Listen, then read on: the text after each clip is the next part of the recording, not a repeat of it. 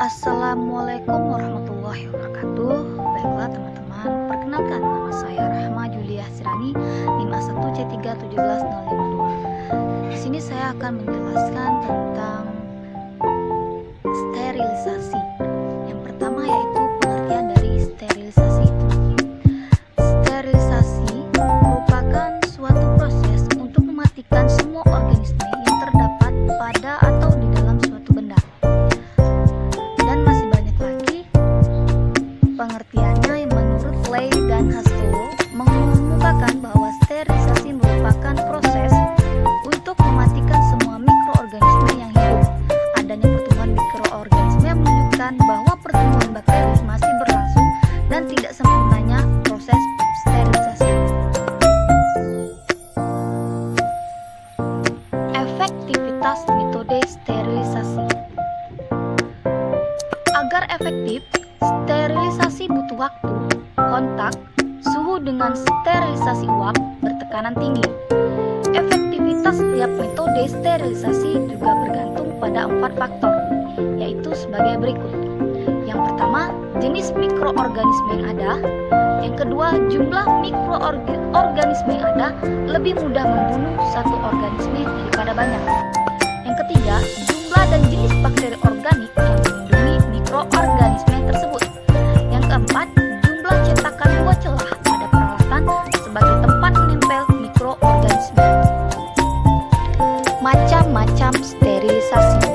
Menurut Mahmud tahun 2008, pada prinsipnya sterilisasi dapat dilakukan dengan 3 cara, yaitu secara mekanik, fisik, dan kimiawi.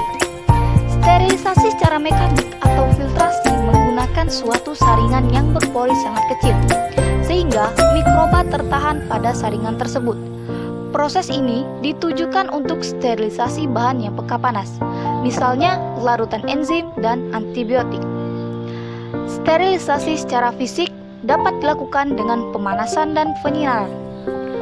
Yang pertama, pemanasan terbagi menjadi pemijaran, panas kering, uap air panas, dan uap air panas bertekanan. Pemijaran atau dengan api langsung membakar alat pada api secara langsung. Contoh alat, jarum, pinset, batang, dan lain-lain. Panas kering. Beberapa bahan yang tidak dapat disterilkan dengan uap paling baik disterilkan dengan panas kering. Misalnya petrolatum jelly, minyak mineral, lilin, serbuk, dan sebagainya. Karena panas kering kurang efisien dibanding panas lembab, pemaparan lama dan temperatur tinggi dibutuhkan. Selanjutnya, uap air panas. Konsep ini mirip dengan mengukus. Bahan yang mengandung air lebih tepat menggunakan metode ini supaya tidak terjadi dehidrasi. Selanjutnya, uap air panas bertekanan. Sterilisasi uap menggunakan uap air dalam tekanan sebagai pensterilnya.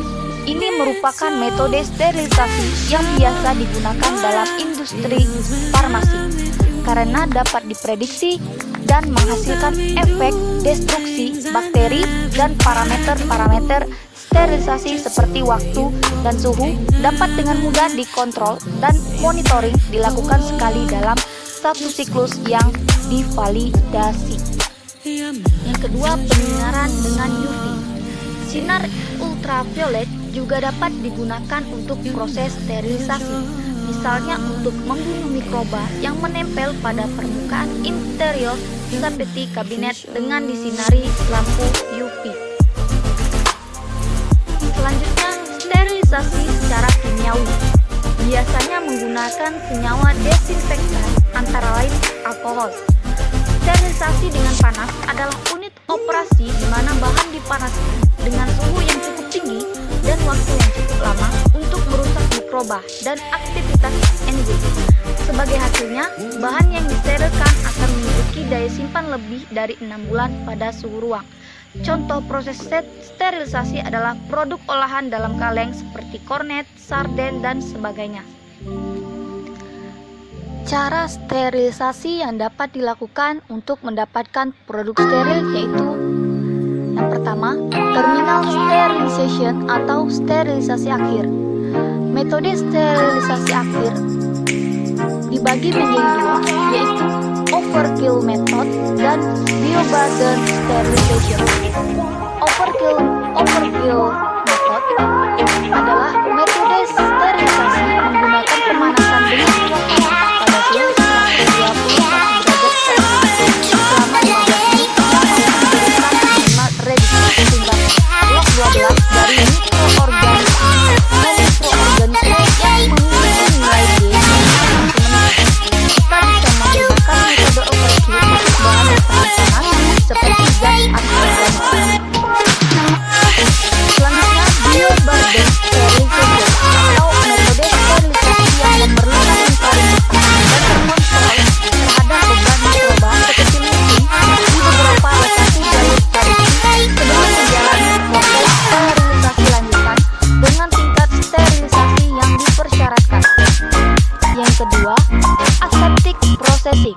Aseptic processing adalah metode pembuatan produk steril menggunakan saringan dengan filter khusus untuk bahan obat steril atau bahan baku steril yang diformulasikan dan diisikan ke dalam kontainer steril dalam lingkungan terkontrol.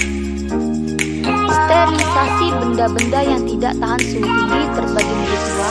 Yang pertama, pasteurisasi. Tidak membuat steril tetapi hanya membunuh mikroba tertentu saja.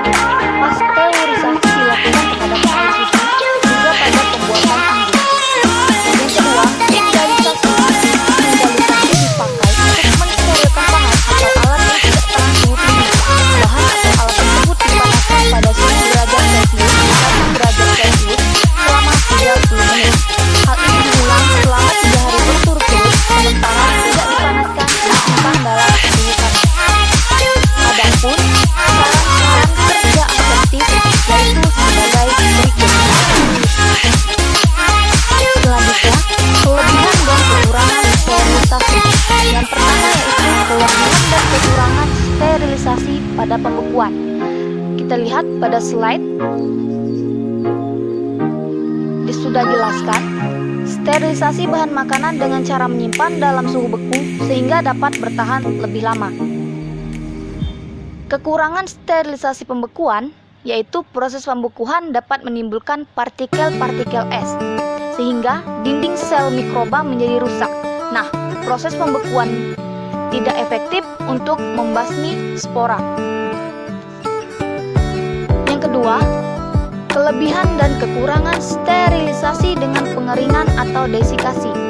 Kelebihan sterilisasi tersebut dapat menghentikan atau mengurangi aktivitas metabolik dan kemudian diikuti kematian mikroba, menghilangkan air dari sel mikroorganisme. Selanjutnya, kekurangan sterilisasi dengan pengeringan yaitu jenis mikroorganisme mempengaruhi lamanya mikroba dapat bertahan hidup setelah pengeringan.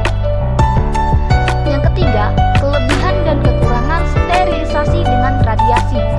Kelebihannya dapat mengurangi populasi mikroba di kamar bedah rumah sakit ruang aseptis pengisian obat-obatan di industri farmasi.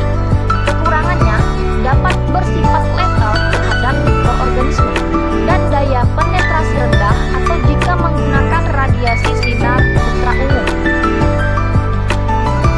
Nah, jadi kesimpulannya sudah tertera pada slide yang saya berikan di atas. Sudah cukup jelas bukan tentang sterilisasi? Lebih dan kurangnya saya mohon maaf. Saya akhiri. Wabillahi taufiq wal hidayah. Wassalamualaikum warahmatullahi wabarakatuh. See you. Semoga bermanfaat.